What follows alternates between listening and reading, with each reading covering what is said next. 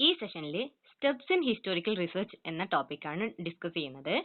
Method in writing history എന്ന് പറയുന്ന പേപ്പറിൽ ഏറ്റവും പ്രധാനമായിട്ട് ചോദിക്കുന്ന ക്വസ്റ്റ്യൻസ് വരുന്ന ഏരിയ, ഏറ്റവും പ്രധാനമായ ഭാഗം ഇതാണ്. ഹിസ്റ്റോറിക്കൽ റിസർച്ചിന്റെ സ്റ്റെപ്പുകൾ ഏതൊക്കെയാണ് എന്നുള്ളത്. ഓക്കെ, ഒരു ടോപ്പിക് കണ്ടെത്തുക എന്നതാണ് ഫസ്റ്റ് സ്റ്റെപ്പ്. ഹിസ്റ്റോറിക്കൽ റിസർച്ച് അല്ലെങ്കിൽ റിസർച്ച് ചെയ്യണമെങ്കിൽ ഏറ്റവും അത്യാവശ്യമായിട്ടുള്ളത് നമ്മൾ ഏത് ടോപ്പിക്കിലാണ് റിസർച്ച് ചെയ്യാൻ പോകുന്നത് എന്നുള്ളതാണ്. അപ്പൊ ആ റിസർച്ചിന്റെ ടോപ്പിക് കണ്ടുപിടിക്കലാണ് first step. And research problem എന്നും റിസർച്ച് പർപ്പസ് എന്നും ഈ പറയുന്ന ടോപ്പിക് അറിയപ്പെടുന്നുണ്ട്. എന്തൊക്കെയാണ് research problem and research purpose? Okay, ഒരു ടോപ്പിക് സെലക്ട് ചെയ്യുക എന്നതാണ് ഒന്നാമതായി പറയുന്നത്. ഏതാണ് നമുക്ക് ഇൻട്രസ്റ്റഡ് ആയിട്ടുള്ള ഏത് ടോപ്പിക് ആയിരിക്കണമെന്ന് മുന്നത്തെ ക്ലാസ്സിൽ ഡിസ്കസ് ചെയ്തിട്ടുണ്ടായിരുന്നു. അതിന്റെ ക്ലിയർ ആയിട്ട് എന്ത് തരത്തിലാണ് നമ്മൾ ടോപ്പിക് സെലക്ട് ചെയ്യേണ്ടത്, അങ്ങനെയുള്ള കാര്യങ്ങളെല്ലാം ഫസ്റ്റ് സ്റ്റെപ്പിൽ വരുന്നത്. അപ്പോൾ നമ്മൾ ഇൻട്രസ്റ്റഡ് ആയിട്ടുള്ള സബ്ജക്റ്റ് ആയിരിക്കണം എപ്പോഴും. നമ്മൾക്ക് ചെയ്യാൻ താല്പര്യമില്ലാത്ത ടോപ്പിക് എടുത്തിട്ട് അത് കൃത്യമായി ചെയ്യാൻ പറ്റാത്തതിലും നല്ലത് നമ്മൾ ഇൻട്രസ്റ്റഡ് ആയിട്ടുള്ള ടോപ്പിക്കുകൾ സെലക്ട് ചെയ്യുക. ആൻഡ് അത് കൃത്യമായിട്ട് സോഴ്സ് ഉള്ള ടോപ്പിക്കുകളോ ആയിരിക്കണം നമ്മൾ സെലക്ട് ചെയ്യുന്നത്. അതാണ് നെക്സ്റ്റ് പറയുന്നത്. സെലക്ട് ചെയ്ത ടോപ്പിക്കുമായി ബന്ധപ്പെടുന്ന ഉപാദാനങ്ങൾ അഥവാ സോഴ്സസ്. ഓക്കെ, പ്രൈമറി സോഴ്സും സെക്കൻഡറി സോഴ്സസും വേണം. അപ്പം അത്തരത്തിൽ ഏതൊക്കെ സോഴ്സസ് ഉണ്ടാവോ അതെല്ലാം കണ്ടെത്തുന്നത് ആണ് സെക്കൻഡ് സ്റ്റെപ്പ്. രണ്ടാമതായിട്ട് സോഴ്സ് കളക്ഷൻ. ഓക്കെ, കിട്ടിയ സോഴ്സസിനെ ഇവാലുവേറ്റ് ചെയ്യുന്നതാണ് മൂന്നാമത്തെ സ്റ്റെപ്പ്. നമുക്ക് കിട്ടിയ സോഴ്സസിനെ ഇവാലുവേറ്റ് ചെയ്യുക അഥവാ വിശകലനം ചെയ്യുക എന്നതാണ് മൂന്നാമത്തെ സ്റ്റെപ്പ്.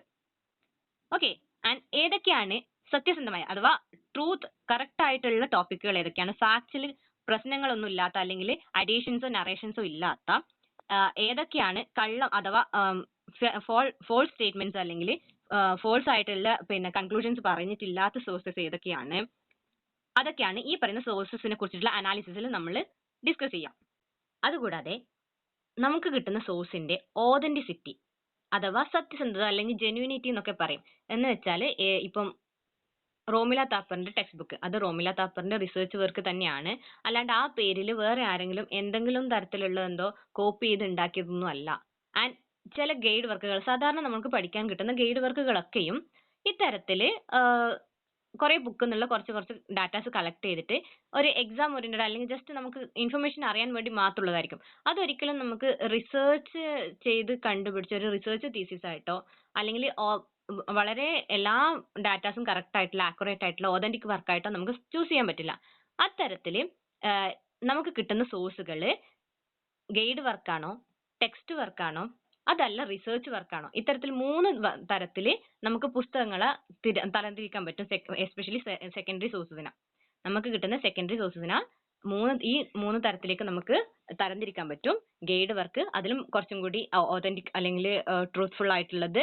ടെക്സ്റ്റ് വർക്ക്, അതിൽ കുറച്ചും കൂടി ബെറ്റർ ആയിട്ടുള്ളത് ഈ പറയുന്ന റിസർച്ച് വർക്കുകൾ. അപ്പം ഇതിൽ ഏത് ഗ്രൂപ്പിലാണ് നമുക്ക് കിട്ടിയ സോഴ്സ് സെക്കൻഡറി സോഴ്സ് പെടുന്നത്, ആൻഡ് അത്തരത്തിലുള്ള അതിന്റെ എഴുതിയ ടൈം അതെല്ലാം കൃത്യമായിട്ട് ഡിസ്കസ് ചെയ്യുക. അതൊക്കെയാണ് ഈ പറയുന്ന സോഴ്സ് അനാലിസിസ് എന്ന് പറയുന്ന സ്റ്റെപ്പിൽ. റിസർച്ച് ചെയ്യുന്നതിന്റെ മോട്ടീവിന് കണക്കായിട്ടായിരിക്കും നമ്മൾ ഓരോ ടോപ്പിക് സെലക്ട് ചെയ്യുന്നത്. അപ്പൊ നമ്മൾ ഈ ടോപ്പിക് സെലക്ഷൻ അല്ലെങ്കിൽ സെലക്ഷൻ ഓഫ് റിസർച്ച് ടോപ്പിക്കിന്റെ ഫേസസ് എന്തൊക്കെയാണ് എന്നാണ് നമ്മൾ ഡിസ്കസ് ചെയ്യാൻ വരുന്നത്. എന്ന് പറഞ്ഞാൽ നേരത്തെ പറഞ്ഞ സ്റ്റെപ്സ് കുറച്ചുകൂടി വിശദമായിട്ട് ഡിസ്കസ് ചെയ്യാൻ പോവുകയാണ്. ഓക്കെ, റിസർച്ചിനുള്ള അല്ലെങ്കിൽ ഫേസസ് എന്തൊക്കെയാണ് എന്നാണ് പറയുന്നത്. ഓക്കെ, നമ്മൾ നേരത്തെ പറഞ്ഞ ബി ഷെയ്ക്കലിന്റെ ടേബിൾ, ആ ടേബിളിൽ പ്രിലിമിനറി ഓപ്പറേഷനിൽ വരുന്ന ഫസ്റ്റ് 3 സ്റ്റെപ്പുകളാണ് നമ്മളിവിടെ ഡിസ്കസ് ചെയ്യുന്നത്. നമ്മൾ ഈ പറയുന്ന ഡിസ്കസ് ചെയ്യുന്ന സ്റ്റെപ്സ് ഫേസസും ഈ ഷെയ്ക്കലിന്റെ ചാർട്ടുമായി കമ്പയർ ചെയ്ത് പഠിച്ചാൽ കുറച്ചുകൂടി ബെറ്റർ ആയിട്ട് നിങ്ങൾക്ക് ആശയങ്ങൾ മനസ്സിലാക്കി എടുക്കാൻ പറ്റും.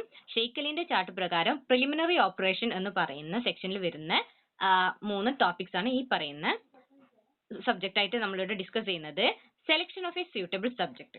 ഓക്കെ, ഒരു സ്യൂട്ടബിൾ ആയിട്ടുള്ള സബ്ജക്ട് സെലക്ട് ചെയ്യുക. Preparation of A bibliography. Okay, ഒരു ബിബ്ലിയോഗ്രഫി അതെന്ന് പറയുന്നത് പ്രൈമറി ബിബ്ലിയോഗ്രഫി എന്നാണ് നമ്മൾ പറയുക. ആൻഡ് കളക്ഷൻ ഓഫ് സോഴ്സസ്, നമുക്ക് കിട്ടാൻ സാധ്യതയുള്ള എല്ലാ സോഴ്സസും ആൻഡ് നമ്മുടെ ടോപ്പിക്കുമായി മാച്ച് ആവുന്നതെന്ന് നമുക്ക് തോന്നുന്ന എല്ലാ ടോപ്പിക്കുകളും ഉള്ള എല്ലാ സോഴ്സസും നമ്മൾ ഈ ഒരു സെക്ഷനിൽ നമ്മളത് കളക്ട് ചെയ്ത് വെക്കും. അപ്പൊ ഇത് കളക്റ്റഡ് ആയിട്ടുള്ള ഒരു ബിബ്ലിയോഗ്രഫി ആയിരിക്കും. ഇതിൽ നമ്മൾ ആവശ്യമുള്ളത് മാത്രമേ നമ്മൾ റിസർച്ച് ചെയ്യാൻ ഉപയോഗിക്കുള്ളൂ. അപ്പം ആവശ്യമുള്ളതെല്ലാം എടുത്തിട്ട് ബാക്കി ആവശ്യമില്ലാത്തത് നമ്മൾ മാറ്റി വെക്കും. അപ്പോൾ ഫൈനൽ ആയിട്ട് നിങ്ങൾക്ക് മറ്റൊരു ബിബ്ലിയോഗ്രഫിയും കൂടി കാണാൻ പറ്റും. ആ ബിബ്ലിയോഗ്രഫി എന്ന് പറയുന്നത് സെലക്ടഡ് ബിബ്ലിയോഗ്രഫി ആയിരിക്കും. എന്നുവെച്ചാൽ നമ്മൾ റിസർച്ചിന് വേണ്ടി ഉപയോഗിച്ച ബിബ്ലിയോഗ്രഫി മാത്രം ഉപയോഗിക്കുന്നത്. അത് ഫൈനൽ ആയിട്ട് നമ്മൾ ഫൈനൽ സ്റ്റേജിൽ ഉപയോഗിക്കുന്ന ബിബ്ലിയോഗ്രഫി ആയിരിക്കും. അപ്പം ഇവിടെ പറയുന്ന ബിബ്ലിയോഗ്രഫി എന്ന് പറയുന്നത് കളക്റ്റഡ് ആയിട്ടുള്ള പ്രൈമറി ആയിട്ട് ആദ്യത്തെ സ്റ്റെപ്പിൽ നമ്മൾ ഉപയോഗിക്കുന്ന പ്രൈമറി ബിബ്ലിയോഗ്രഫി ആണ് ഈ ഫസ്റ്റ് സ്റ്റേജിൽ വരുന്ന പ്രിപ്പറേഷൻ ഓഫ് എ ബിബ്ലിയോഗ്രഫി എന്ന് പറയുന്നത്. ഒന്നുകൂടി വ്യക്തമാക്കാം. ഇവിടെ നമ്മൾ സെക്കൻഡ് സ്റ്റെപ്പ് ആയിട്ട് പറയുന്ന സ്റ്റെപ്പ് എന്ന് പറയുന്നത് പ്രിപ്പറേഷൻ ഓഫ് എ ബിബ്ലിയോഗ്രഫി എന്നാണ്. ഓക്കെ, നമ്മൾ കളക്ട് ചെയ്ത എല്ലാ സോഴ്സസിനെയും ലിസ്റ്റ് ചെയ്യുന്ന ഒരു ലിസ്റ്റ് ആണ് ഈ പറയുന്ന ബിബ്ലിയോഗ്രഫി. അത് പ്രൈമറി സ്റ്റേജിലുള്ള പ്രൈമറി ബിബ്ലിയോഗ്രഫി ആണ്. കുറച്ച് നമ്മുടെ റിസർച്ച് ഫേസസ് മുഴുവൻ പഠിക്കുമ്പോൾ ലാസ്റ്റ് സ്റ്റേജിൽ നമുക്ക് മറ്റൊരു ബിബ്ലിയോഗ്രഫി കാണാൻ പറ്റും. ആ ബിബ്ലിയോഗ്രഫിയും ഈ ബിബ്ലിയോഗ്രഫിയും തമ്മിൽ കൺഫ്യൂസ്ഡ് ആകരുത്. ആൻഡ് തേർഡ് സ്റ്റെപ്പ് എന്ന് പറയുന്നത് development of N outline. Development of N outline അഥവാ സിനോപ്സിസ് തയ്യാറാക്കുക എന്നൊക്കെ പറയും. ഈ പറയുന്ന മൂന്ന് സ്റ്റെപ്പും പ്രൈമറി ഓപ്പറേഷൻ അല്ലെങ്കിൽ പ്രിലിമിനറി ഓപ്പറേഷൻ എന്ന് പറയുന്നതിന്റെ സബ് സ്റ്റെപ്സുകളാണ്. ഓക്കെ, കൺഫ്യൂസ്ഡ് ആവരുത്. റിസർച്ചിന്റെ സ്റ്റെപ്സ് എന്ന് പറയുന്നത് ഓരോ സ്റ്റെപ്പും വേറെ വേറെ പഠിക്കുക, കൃത്യമായിട്ട് പഠിക്കുക, കൺഫ്യൂസ്ഡ് ആവാതെ പഠിക്കുക. ഇനി നമ്മൾ നേരത്തെ പറഞ്ഞ റിസർച്ച് ടോപ്പിക്, ആ ടോപ്പിക്കിന്റെ സ്വഭാവം എങ്ങനെയായിരിക്കണം, ഏത് തരം ടോപ്പിക് നമ്മൾ സെലക്ട് ചെയ്യണം എന്നുള്ളതിന്റെ വിശദമായിട്ടുള്ള നോട്ടാണ് ഈ പറയുന്നത്. ഇത് റിസർച്ച് പ്രോബ്ലം എന്നും പർപ്പസ് എന്നും അറിയപ്പെടുന്നു. നമ്മൾ നേരത്തെ ഡിസ്കസ് ചെയ്തതാണ്. And scientific research.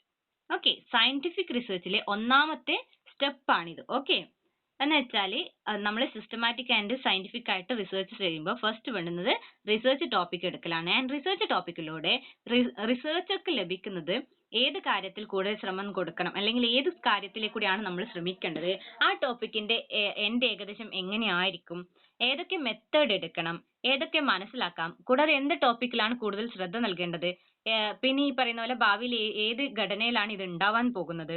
ആൻഡ് നമ്മൾ അതിനെ ഹൈപ്പോത്തീസിസ് എന്നൊക്കെ പറയും.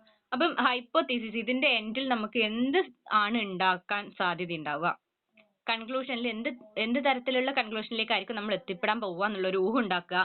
അതൊക്കെയും ഈ റിസർച്ച് ടോപ്പിക്കിന്റെ സെലക്ഷന് ശേഷം ആ സെലക്ട് ചെയ്ത ടോപ്പിക്കിനെ അനലൈസ് ചെയ്യുമ്പോൾ നമുക്ക് മനസ്സിലാക്കിയെടുക്കാൻ പറ്റും. അല്ലെങ്കിൽ അത്തരത്തിലുള്ള കാര്യങ്ങൾ ഉൾപ്പെടുത്തിയിട്ടാണ് നമ്മളുടെ സിനോപ്സിസ് റെഡിയാക്കുന്നത്.